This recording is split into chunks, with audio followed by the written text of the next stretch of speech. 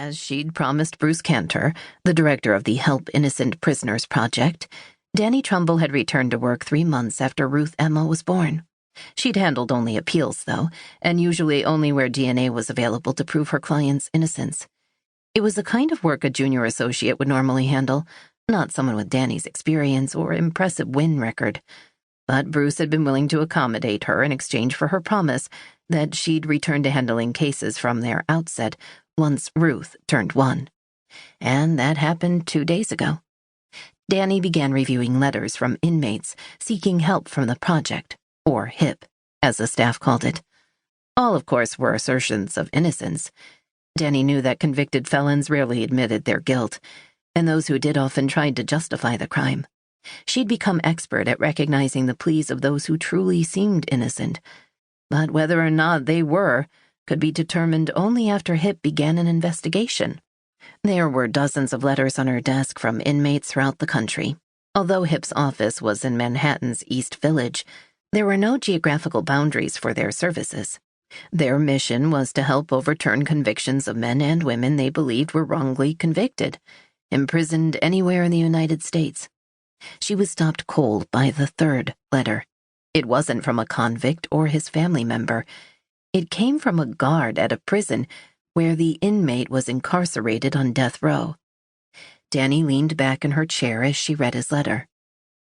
"I'm a guard at Georgia Diagnostic and Classification Prison, and I've been assigned to death row for the past 18 years.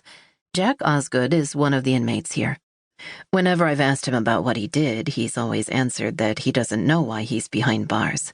When I say to him, 'You killed a girl,' he's always answered that he'd never do such a thing. Of course, a lot of guys say that, but Jack is different than most. Mentally retarded is what we'd call him back when I was in school. Now, they don't use that term so much, but it fits Jack to a T. Now, he's just been sitting here in prison all these years with a death sentence hanging over him. At first his mother came to visit, but I heard she died, and nobody's visited him in at least 8 years. It seemed like the state had forgotten about him, but a death warrant's now been signed, so his execution will happen real soon. That's why I'm writing. In Georgia, we're not supposed to execute a prisoner who's retarded, and I believe Jack is. But there's nobody around anymore to speak up for him. I'm hoping you will. But you have to do it quickly. Yours truly, Paul Dingle." Dani couldn't help but think of her son, Jonah, as she read the letter. He, too, was intellectually disabled, although at the high end of functioning, as a result of a condition known as Williams syndrome. What if he were falsely convicted of a crime and she and her husband Doug were no longer around to help him? Could he fight for himself? She thought not. He was always too eager to please, and that would hurt him.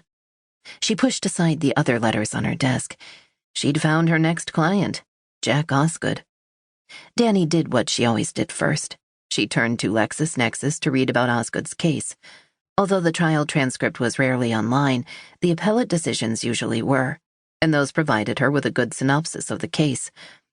Jack had been convicted of the strangulation murder of a 16-year-old girl named Kelly Braden.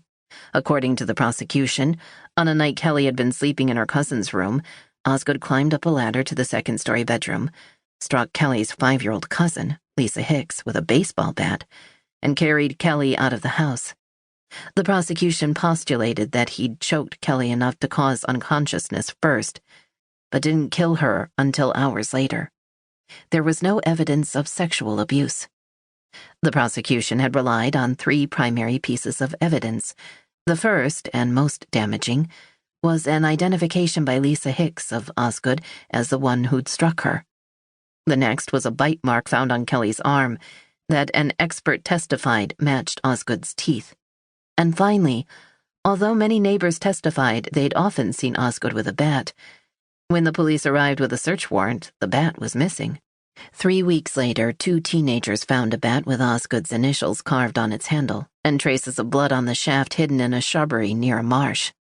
Forensics identified the blood as matching Lisa Hicks.